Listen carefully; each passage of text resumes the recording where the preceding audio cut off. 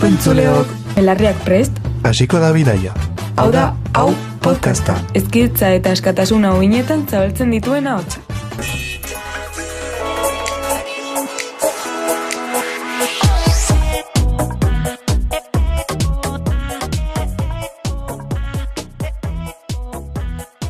Kaixo entzule maiteak. Ongietorriak gure podcastara.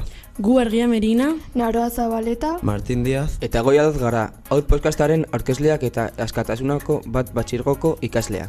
lehenbizi mila esker zetak taldeari, beraien itzulera kanta gure podcastan erabiltzera uzteagatik. Bestela ez litzateke berdina izango.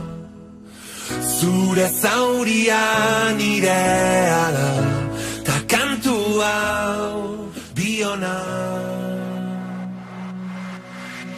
Kriston arrakasta izan da. gaur egun gaizakon bati buruz hitz egingo dugu. Gaur egun gazteontzat oso gai garrantzitsua dena. Zer da gizona izatea? Zer omen da egin behar luketeena gizonek gizonak izateko edo bihurtzeko? Gaur egun maskulinitate fragila inoiz baino gehiago barneratuta dago gazteen artean. Edo ez zire izan bakarrik gazteak, betidanik izan da horrela?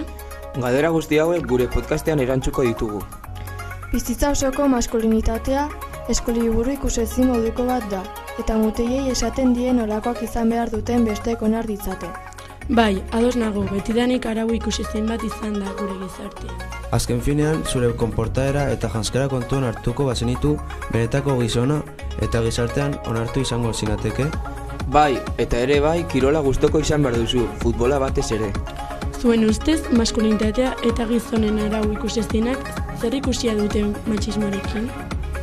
Noski baietz, betidanik maskulinitatea maskulinoa eta femeninoa izatearen arteko marra izan da. Horregatik, femeninoagoa bazara eta amar hori pasatzen baduzu, ez zarela benetako gizona esango lizuekete. Bai, emakume gisa janztea edo emakume gisa hitz egingo bazenu, gauza txarra izango litzateke. Azkenean maskulinitatea emakume erentzeko beste modu bat da. Baina, zuen ustez, gaur egungo maskulitatea nabarmenduago dago lehen baino gehiago? Egia da, gaur egun sare sozialekin bakoitzak bere iritza eman dezakela, eta hori oso garrantzitsua da. Hori da, gainera asok maskulinitateri buruz hitz egiten dute, oso modu toxikoan. Gizonek ezin dute bere sentimenduak erakutsi, ezin dira emakume bat bezala jantzi, eta gizon alfa bat izan behar dira. Bai, baina sare sozialetan ere bai pertsona asko daude mutilen makillajea eta bar erakusten. Gaur egun ere, sexualizateak onartuagoak daude, eta ez bakarrik heterosexual izatea. Noski, eta gainera onartuta dago ez bakarrik heterosexualak direla benetako gizona. Benetazko gizonaren papera ari da desagertzen. Argi dago gaur egun nola den maskulinitatea, baina historian zehar nola izan den? Martxoaren 19an oso efemide ohikoa da, aitaren eguna delako. Bai, eta 1939tik 1945 bigarren mundu gerra giza krudeltasunaren eta aldi berean elkartasunaren adibidea. Oso adibide honak, efemeride hauek erakusten dute gizakia sortzaile eta suntsitzaile izan daitekela aldi berean eta gizonak gertaera hauen eragilea nabarmenduak. Lehen esan dugun bezala, maskulinitatea baita oso nabarmendua izan da genero desberdintasunengatik. Konta dezakezu pixka bat zuen esperientza hori bizitzen? Bai noski, nire ustez guztiok noizbait maskulinitate estereotipo hauek bizi ditugu. Adibidez, festa batera ateratzen naizen bakoitzan nire gurasoek esaten didate. Ez hartu bronketan, eta ez dut inoiz entzuten hori neska bati hori esaten. Bai, baina horik nik ulertzen dut. Hainbat datuetan esaten da delituak 85,6 gizonak egiten dituztela, eta emakumeak bakarrik 9,4. Bai, baina neskak baita sartzen dira bronketan festetan. Bai, egia da.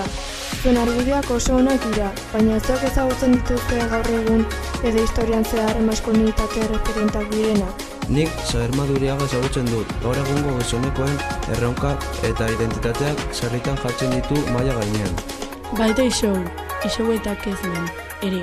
Bere musika eta hausnarketen bidez gaztea bezalako irratietan gizon izateko modu desberdinak eta maskulinotasun hegemoniakoren kritika jorratzen ditu.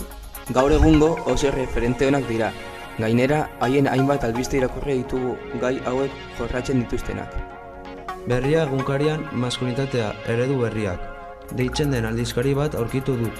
Aldizkari hartan Karim Aufi kazetari frantsesez bat gaztei maskulinitatea eredu berriak erakusteaz hitz egiten du. Oso ondo iruditzen zait, azken finean nire ustez garrantzi handia daukala gaur egungo gaztei horrelako gaiei buruz hitz egitea. Geroz eta gehiago gazte baitaude horrelako gaiei buruzko iseketa jaso ez dutenak. Albisteetaz solasten ari garela, nik ere Madariagaren albiste bat irakurri dut duela gutxi. Non, Leioako institutuan benetako gizona izatearen rolak apurtu dituela aipatzen den. Honetaz aparte argi utzi du kirolek ez dutela sexurik. Hau da, ez daude gizonentzat diren kirolak, edo emakumentzat diren kirolak. Gaitasun kontua dela dio. Bai, egia da, nik ere albiste hori irakurria dut, eta izugarria da, oso interesgarria eruditu zait sentimenduen gaia aipatzea. Gaur egun gizonek sentimenduak erakustea adieraztea debekatuta daukate. Beraz, Madariagak gaur egungo gizonak maskara batekin bizi dira adierazten du. Hausnarketa bikaina izan da Madariagak egindakoa. Eskertzeko da horrela gaiei buruz hitz egitea eta begiak irekitzen saiatzea. Beharrezkoa baita. Bai, egia esan da, ni berarekin guztiz ados nago. Izugarria izan da.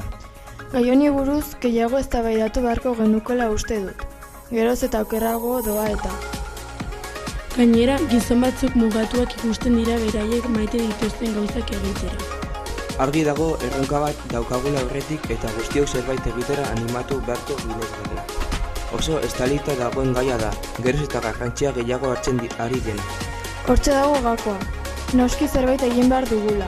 Guk, gazteok, ez baldin badugu orain zerbait egiten nork eginen du. Ez da lagunok, zuek ere ados zaudete. Hau izan da guztiaz gaurkoz. Espero dugu zuek etxean ere hausnartu izana, baina batez ere ongi pasatu izana.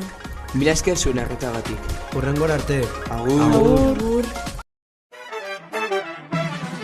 Mila esker gurekin egoteagatik. Jarraitu ideiak zabaltzen, jarraitu askatasuna eraikitzen. Hau izan da, hau podcasta gaurkoz. Baina, hurrengora arte. Itxasargia testigu da, zeruen urratxa geurea da, ta itzulera denona. Ez algara xorieri mintzo